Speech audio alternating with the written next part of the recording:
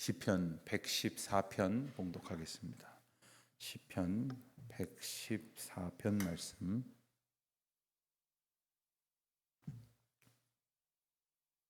한 목소리로 함께 봉독하시겠습니다. 이스라엘이 애굽에서 나오며 야곱의 집안의 언어가 다른 민족에게서 나올 때에 유다는 여호와의 성소가 되고 이스라엘은 그의 영토가 되었도다. 바다가 보고 도망하며 유다는 물러갔으니 산들은 숫양들 같이 뛰놀며 작은 산들은 어린 양들 같이 뛰었도다. 바다야 내가 도망함은 어찌함이며 유다나 내가 물러가면 어찌함인가.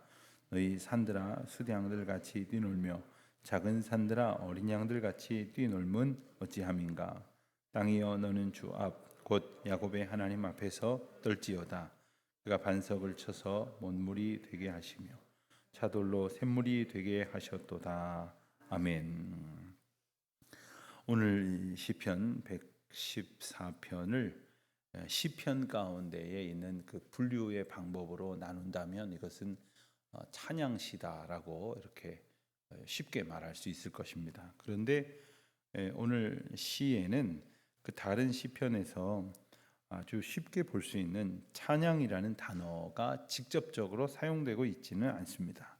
그럼에도 불구하고 이 시의 내용은 지금까지 이스라엘 백성들의 지난 날을 돌보시고 인도하여 주신 하나님의 은혜에 감사하고 그리고 그 은혜를 베푸신 그 권능을 찬양하고 있는 것을 우리가 읽었습니다.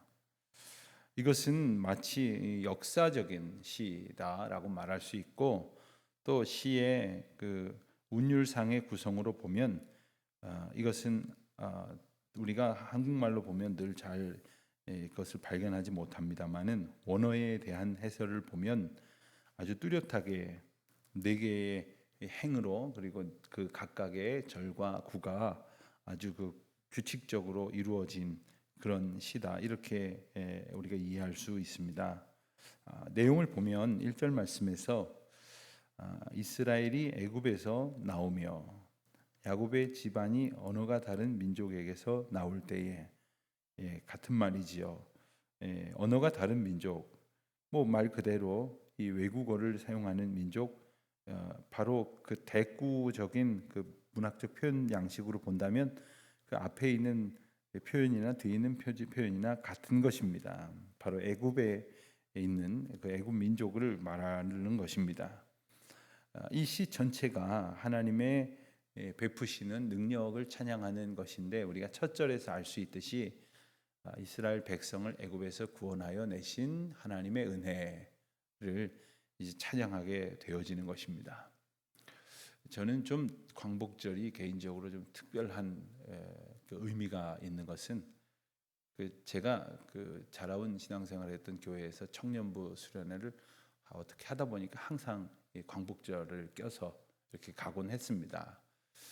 그런데 그때마다 참 하나님께서 제가 있었던 공동체에 큰 은혜를 부어주셔서 정말 매번 여름마다 뜨겁게 청년들이 수련회를 통해서 은혜를 누리고 감격하고 했었던 기억이 납니다. 그러다 보니까 때가 때인지라 나라를 위한 기도를 반드시 하게 되었고 또 나라를 위한 그러한 하나님의 은혜를 떠올리는 시간을 곧잘 가졌던 것으로 기억을 합니다.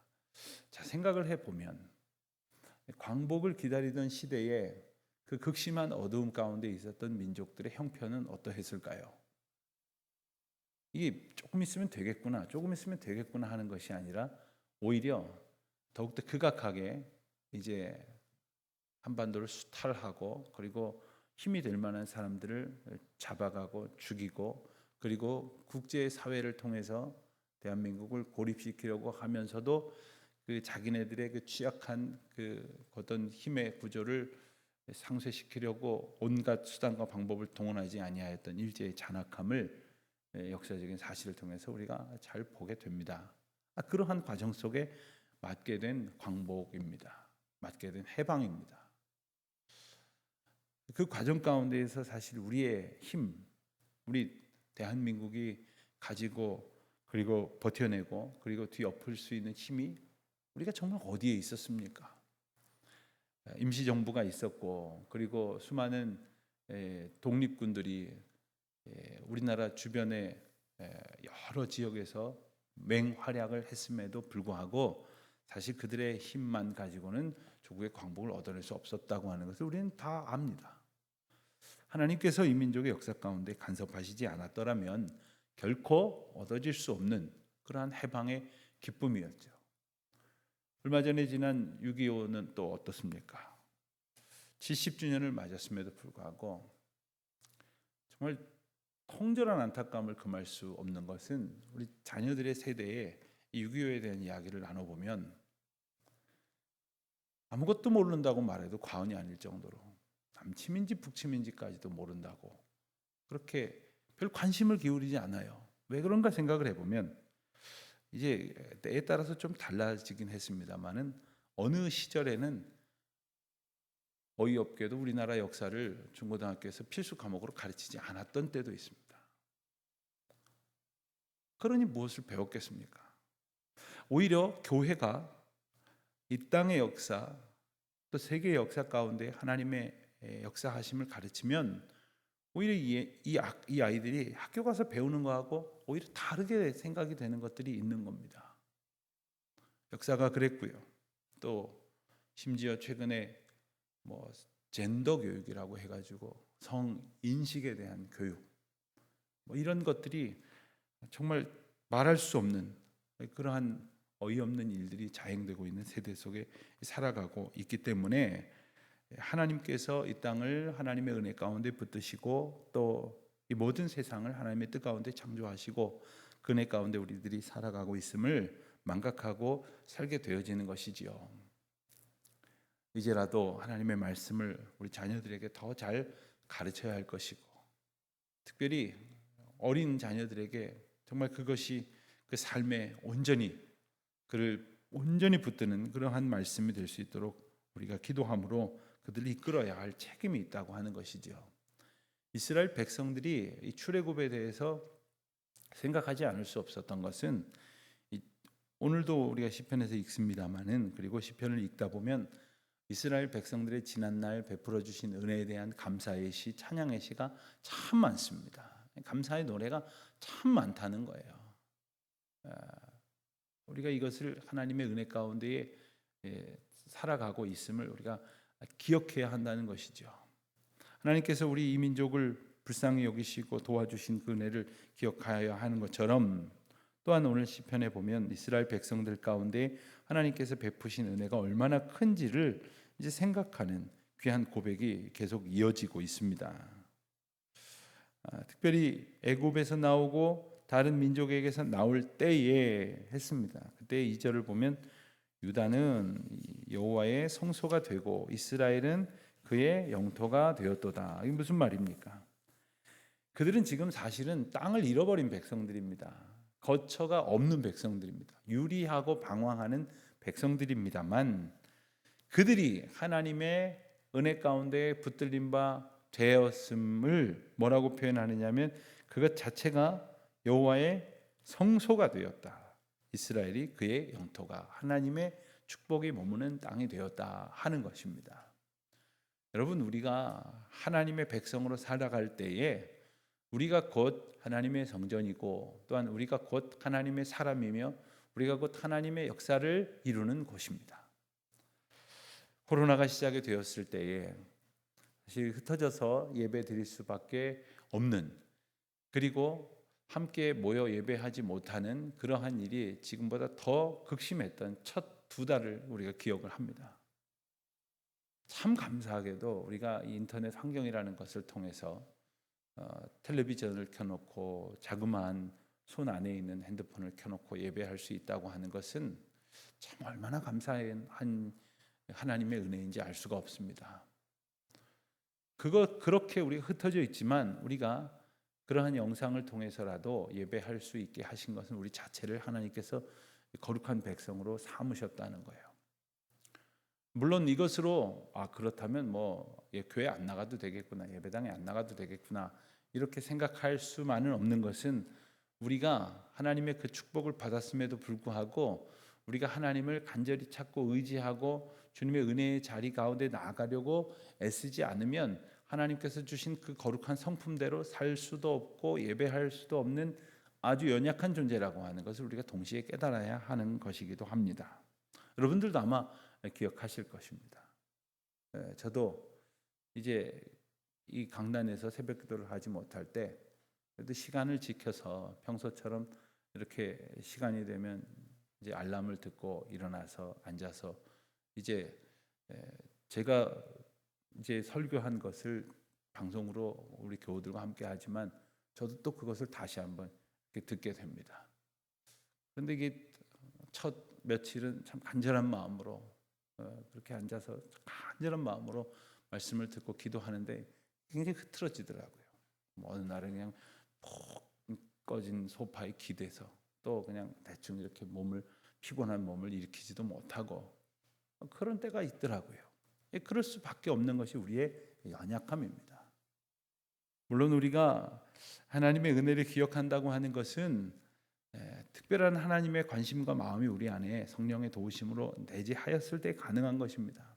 여러분 오늘 시편을 보면 이스라엘 백성들에게 주셨던 그 은혜가 어떤 것이었는지를 지금 나의 시각이 아니라 그때 하나님께서 행하신 놀라운 은총의 시각으로 고백을 하고 있는 거죠. 그래서 말하기를 2절에 보면 유다는 여호와의 성소가 되었다고 하는 것 아닙니까? 그래서 이스라엘이 그의 영토가 되었다는 거 아닙니까? 어떻게 우리가 성소가 되고 영토가 될 수 있겠습니까? 또 3절 이하에 보면 당시 출애굽 사건 속에서 벌어졌던 일들이 묘사되고 있습니다. 바다가 보고 도망하며 홍해가 갈라진 것을 말하는 것이겠죠. 요단은 말 그대로 요단강이 이제 가나안 땅으로 들어가던 그 광야의 생활의 맨 마지막 백미가 되는 요단강 도하의 그 사건을 묘사하는 것이리라 봅니다. 요단강이 물러갔다, 바다가 도망하였다. 참 은유적인 그리고 의인화된 이런 표현을 쓰면서 하나님께서 갈 수 없는 바다의 길을, 갈 수 없는 강의 길을 가게 하셨다는 것. 그때의 산들은 숫 양들과 같이, 작은 산들은 어린 양들 같이 뛰놀았다. 하나님의 창조물로서 하나님의 손 안에, 하나님의 뜻 가운데, 하나님이 행하신 일 가운데 하나님이 나타내신 일로 이루어졌다라고 하는 것이지요. 산을 어떻게 우리가 움직이게 할 수 있겠습니까? 바다를 어떻게 우리가 움직이게 할 수 있겠습니까? 그러나 그것이 무슨 까닭인지를 우리는 창조주 하나님의 능력 앞에서 깨닫게 됩니다. 시편 저자는 질문합니다. 바다야 내가 도망하면 어찌함이며 5절입니다. 요단아 내가 물러가면 어찌함인가? 너희 산들아 숫 양들같이 뛰놀며 작은 산들아 어린 양들같이 뛰놀면 어찌함인가? 질문합니다. 자기 자신의 연약한 믿음 앞에 이 물음으로 도전합니다. 여러분 우리가 매일매일 참 생각할수록 힘들고 어려운 그런 일들이 가득한 세상 속에 살아가고 있지 않습니까? 이것은 자기만의 문제일 수도 있고 가족이 함께 겪는 문제일 수도 있고 또 넓게는 세상이 함께 지금 당하고 있는 문제일 수도 있습니다. 그러나 그 앞에서 우리가 동일하게 기억해야 될 것은 이 세상의 창조자이신 하나님께서 이 역사를 통해서 우리에게 일깨워 주시듯이 하나님의 은혜 앞에 온전히 살아갈 수 있도록 붙들어 주셨다는 것이고 동일한 믿음의 고백으로 살아갈 때 우리를 붙들어 주실 것이라는 것입니다. 저는 그와 같은 믿음의 고백을 갖게 됩니다. 일찍이 이렇게 하나님 믿는 것을 이제 어떤 국가적인 환경이나 사회적인 여건 속에서 회방 받아본 적이 우리는 없습니다. 이러한 극심한 믿음을 향한 대적 앞에 오늘 우리가 자연하게 살아갈 수 있는 것은 이것이 우리에게 닥친 일이지만 우리의 힘으로 감당할 수 있는 일이 아님이며 하나님의 도우심 앞에 하나님의 인도하심 앞에 주님의 능력을 의지하는 믿음의 사건으로 해결될 일이라고 하는 고백을 지금 하나님께서 기다리고 계시는 것입니다. 사람들 모이면 걱정합니다. 또 인터넷, 유튜브 이런 것을 보면 걱정하는 소리들이 얼마나 많은지 모릅니다. 저도 이전에는 그런 거 보면서 막 속이 시원하기도 하고 같이 걱정하면서 굉장히 내가 참 중요한 걱정을 역사 인식을 갖고 고민하는 듯하지만 죄송합니다만 그거 다 인간의 이야기입니다. 다 인간의 걱정이에요. 봐야 하나 도움도 안 됩니다. 쓸데없는 이야기입니다. 하루 종일 그런 것만 보아봐야 걱정만 늘어갑니다. 이것이 하나님의 주권 가운데 있음을 고백하는 우리의 기도가 있어야 합니다. 그리고 지난날 지금의 이런 상황보다 비교할 수 없는 그러한 여건들 속에서 우리를 구원하신 하나님의 은혜를 우리가 또 기억하고 또 가르치고 해야 될 것이겠죠. 이제 며칠 안 남았는데 8월 초가 되면 저희 할아버님께서 돌아가신 날이 길이 있는데 그 날이 되면 어려서부터는 참 때로는 아주 힘들었는데 저희 아버님의 옛날 이야기를 듣는 시간이 있습니다.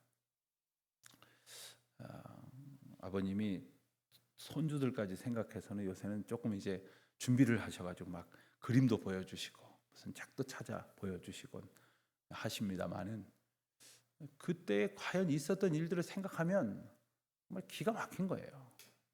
그리고 얼마나 그와 같은 구체적인 이야기들은 여러분의 경험 가운데도 있으시겠지만 어떻게 이 나라 이 민족을 지켜주셨을까? 또 교회를 어떻게 지켜주셨을까? 흩어진 성도들을 어떻게 붙들어 주셨을까? 지금처럼 인터넷으로 공지하는 것도 아니지 않습니까? 유튜브로 함께 예배하는 것도 아니지 않습니까? 어떻게 한 마음으로 기도할 수 있게 하셨을까? 지난날 하나님께서 말할 수 없는 은혜 가운데에 길을 내시고 또 물을 내시고 먹을 것을 주시고 생명을 이어가게 하신 하나님의 은혜, 우리가 다시 하나님의 은혜 앞에 있음을 감사함으로 고백을 하고 또한 다만 이전보다 더욱 주님을 사랑하고 이전보다 더욱 주님을 의지하고 이전보다 더욱 주님을 사랑하는 사람 되게 하옵소서. 그런 믿음의 사람 되게 하옵소서. 성령이 연약한 저희를 이전보다 더 강하게 붙들어 주시옵소서. 더 의지하겠습니다. 이런 고백으로 나아가는 저와 여러분 되시기를 주님의 이름으로 축원드립니다.